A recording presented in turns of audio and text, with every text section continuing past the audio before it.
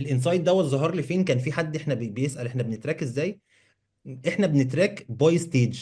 انا باي ستيج بقى على جي تي ام فور اكزامبل. انا الستيج دوت اسمه كذا، الايفنت دوت اسمه انفورميشن، الناس اللي هتجيلي من ده انا محتاج منهم واحد اتنين تلاتة، عشان في الاخر الداتا دي ابدا استخدمها في الشغل بتاعي.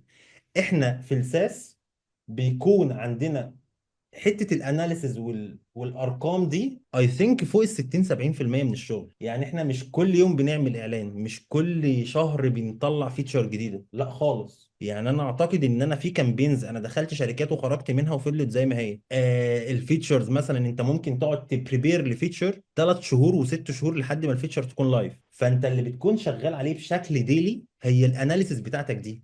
انا الناس اللي بتجيلي من انه اندستري، النمبر اوف اوردرز بتاعتهم عامله ازاي، او الناس دي لو هم جايين على اتش ار سيستم من انه شركه. طب شركات متوسطه ولا شركات عددها كبير، عشان اعرف انا فين من الماركت والبرودكت بتاعي هو فيت مع الماركت لحد فين.